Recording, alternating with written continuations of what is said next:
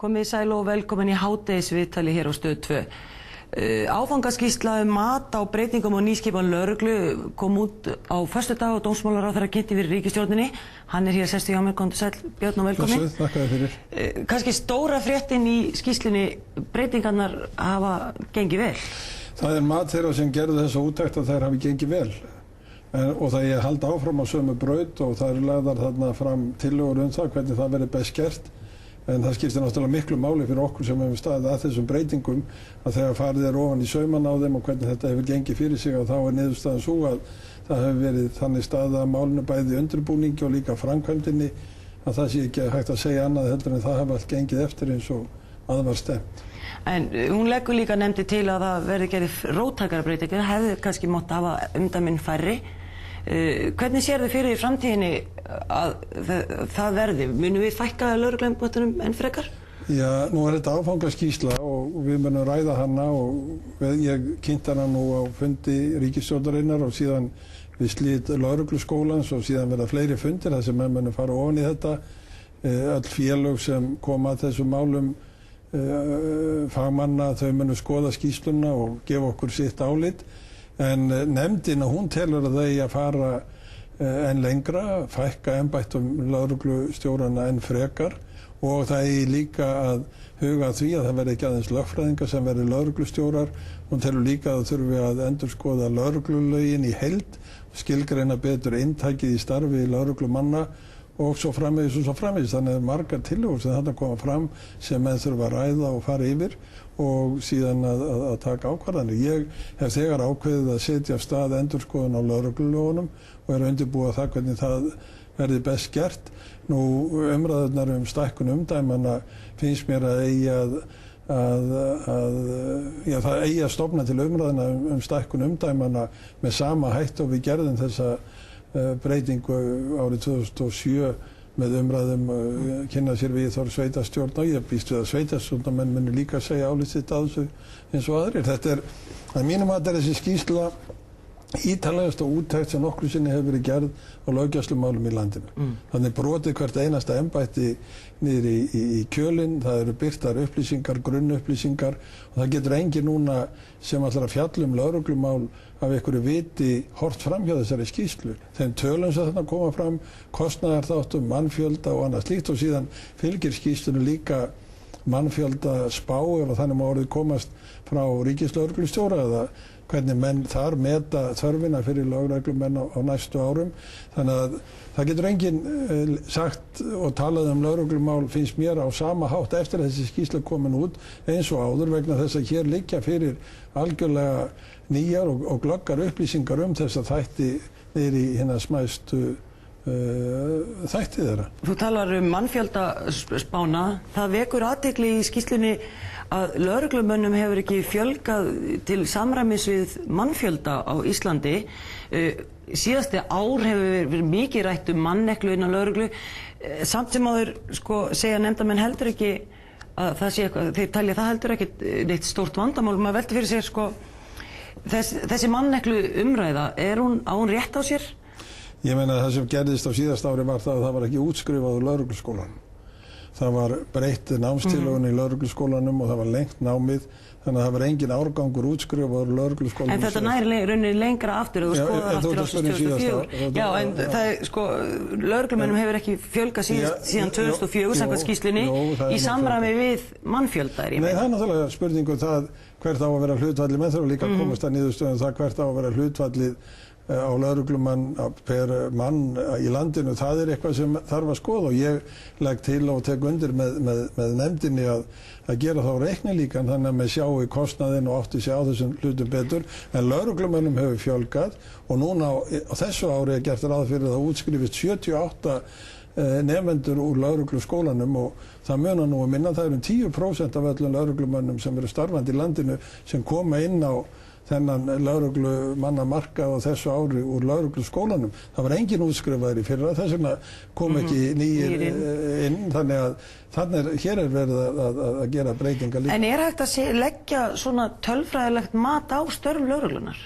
Ég meina það verður einhvers staðar verða menn að byrja, ef það ekki hægt að leggja tölfræðilegt mat á það, hvaða mat á þá að leggja á það, það til dæmis hægt að leggja það mat eins og við getum séð núna, það hefur fjölgað mjög föngum, það eru biðlistar eftir að komast inn í fangelsi eftir að lögreglunni miklu virkari heldur en áður á að leggja það mat á það. Hvaða mælikvarða vilja menn nota þegar verið að leggja mat á störf lögreglunar?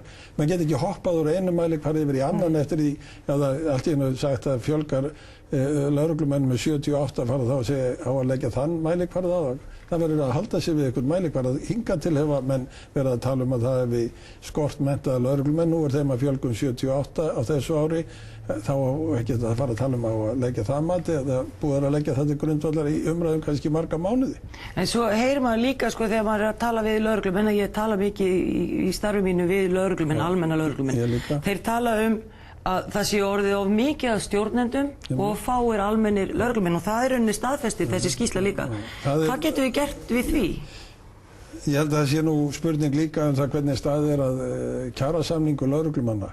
Ef að laun hækka eftir því sem þeir hækka í starfsstigum innan lögreglunar, að þá má segja að framgangur innan lögreglunar og framgangur í launum innan lögreglunar byggist á því að hækka í starfsstigum. Ef það væri eitthvað annað kerfi sem menn byggði á í kjaramálum að það væri tekið mið af öðru heldur en starfsstigum, að þá held ég að þessar hlutfallstölur myndu nú breytast. Það eru 2 embætti á landinu sem að skera sig svolítið úr. Það á Akureyri og á Suðurnesjum. Á Akureyri hefur maður heimilt heyrt að þar vanti lögreglumenn og miðað við þær tölur sem í skýrslunni þá það klárlega svo. Og Suðurnesjum, og það svolítið spes og svolítið sérstakt embætti og hefur verið gríðarlega mikið í umræðinni. Og nú hefur þú lagt til þessar breytingar á því embætti. Hver verður svona næstu skref í því? Nú hefur Samfylkingin búin að stoppa það mál í flokknum.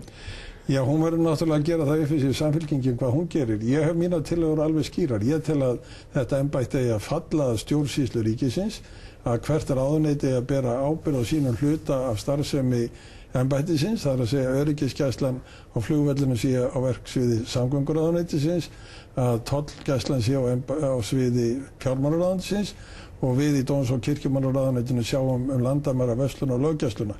Þessi skipan sem núna og rætur að rekja til þess þegar utanríkisráðuneyti formið öll málefni á Keflavíkurflugvelli og þetta nauðsynlega aðlögun eftir brottför varnarliðsins og þetta grunntillaga mín til þess að náist þau stjórnsýslulegu tök á þessu embætti sem þurfa að vera og það lægi sig. En hvers vegna hafa þau ekki verið? Já, akkur hefur þess ekki verið breytt. Ég að leggja þetta til núna. Við tókum við þessu embætti 1. janúar 2007. Varnarliðið fór í september 2006.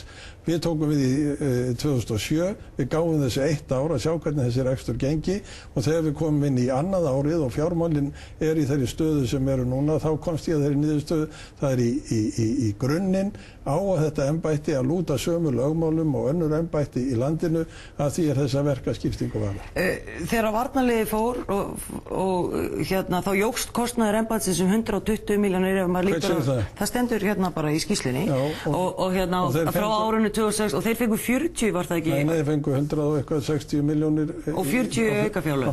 Fjáraukalögum. Þannig að er þetta óstjórn hjá lögreglustjórn? Ég legg ekki mat á það. Ég hef lagt til að þetta væri stjórnsýsluleg breyting. Hver leggur mat á það hvort þessi óstjórn? Það var ekki óskað eftir að Ríkisendurskoðun færi yfir það? Jú, en svo hefur líka Ríkisendurskoðandi sagt að það sé á ábyrgð ráðuneyta að ávíta sína forstöðumenn. Mér finnst nú rétt að fyrst að forsætisnefnd þingsins fór fram á það að Ríkisendurskoðun færi ofan í þetta mál núna, að menn bíða eftir þeirri niðurstöðu áður en lengra haldið í umræðum með það hvort að þarna séu eitthvað ólögmætt aðtæli að ræða. Ég ekki að tala um það. Ég að tala um það að þeir að skipta þessu embætti upp eftir stjórnsýslu ríkisins og það sé eðlilegt og það sé nauðsynlegt til þess að embættið þróist á þann hátt sem við erum að þróa alla stjórnsýslu í landinu. Áttu von á því að það nái sátt um það innan stjórnarflokkana? Já, þeir hafa sagt að þyrfti meiri rök og ég tilbúin til að ræða þetta mál alveg í þaula ef maður vilja ræða það meira. Ég tel að rökin séu alveg skýra ef menn telja, þeir hafa ekki að vísu sent mér neina óskir sérstakar frekari rök, þeir hafa sagt þetta meir í fjölmiðlum, en ég tel að rökin fyrir þessu sé alveg skýr og kristaltært að þetta sé embættinu fyrir hennu besta. Þá kem ég aftur að skýrslunni, þar leggur nefndin til að sýslumenn og lögreglustjórar þetta vera aðskilið. Sérðu þá fyrir framtíðinni að þú farir alla leið með það? Já. Og hvenær heldur að það verða bara núna, verða það bara svona í framtíðinni að verða núna við endurskoðun þessa heildarendurskoðun lögreglunnar? Kannski þarf ekki alveg að vera samtímis í tíma ef maður þarf að taka mið af því þegar endurskoða lögreglulögin að hafa þá sýn sem í þessari skýrslu til hliðsjónar. En eins og ég segi, eitt er að móta stefnu, annað að fá tíma til að framkvæma hana.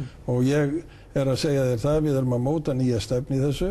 Hvað tíminn þarf að vera langur síðan alltaf álitað. Ríkislögreglustjóri segir hérna í viðaukanum talar varaliðið.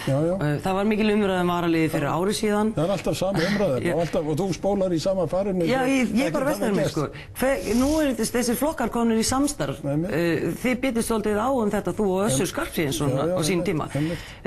Sérðu fyrir að þau náður einhverju sátt þar? Ég held að það sé bara nauðsynlegt að ná sátt ef að menn ætla að bera hag þjóðarinnar og hvað á þetta varalið að gera? Já, það á að vera til vara. Varalið til vara í eðli sínu að ef að allir lögreglumenn sem eru í föstum störfum að sinna þeim verkefnum sem brýnt að þeir sinni, að þá getur þurft lið til vara til þess að koma inn í hinni daglegu störf lögreglunnar. En við vorum með þessa heimild. Það liggur í að varalið eru til vara. En við vorum með slíka heimild í lögunum til 1996. Já, ég tel að það verið misskilningur að fella það úr lögunum. En samt vorum varalið bara kallað á tvisvar. Jú, en ég tel að það þurfa að vera heimild í lögunum. Ég ekki að segja að varaliðið sé alltaf á götunum. Og það ekki þannig að þú ætlar að fara að sauma á þú búninga og setja á þú hjálma? Ég geri það ekki. Nei, ég að meina það ekki stefnan að það verði slíkt varalið sem sífellt í þjálfun? Nei, það ekki þannig. Nei, þetta bara heimild þá í lögum til þess að kalla út fólk ef að vantar. Ég meina, finnst þér það ekki skynsamlegt? Ég skil ekki af hverju fólk á móti þessu og þannig þessari skýrslu eins og eðlilegt hjá ríkislögreglustjóra, þá getur hann að það hafi verið talað 240 manna lið, en auðvitað kemur það ekki til söguna nema að það sé lagaheimild fyrir því og núna hef ég ákveðið að taka það inn í endurskoðun og heildarlögunum lögregluna og taka þá þetta ákvæði þar inn og stilla það þá saman við önnur ákvæði í lögunum. Þannig að ég ekki fallinn frá því að þetta sé nauðsynlegt og það engin rök sem hafa komið fram gegn því að þetta sé nauðsynlegt. Þetta var nú fyrsta lagi ákvæðið í september 2006 og síðan hafa menn alltaf verið að spóla í þessu sama fari og tala eitthvað allt annað heldur en varalið í raun og veru, eins og þú gerðir í þinni frétt hér. Margir hafa velti fyrir sér hvort þú sért að fara út úr pólitíkinni. Kemur til með að sitja út þetta kjörtíma? Já. Alveg harður á því? Ég kjörinn þetta kjörtíma. Björn Bjarnason, þakka kærlega fyrir komuna. Hádegisvitalinn þá lokið, verið sæl. Takk fyrir.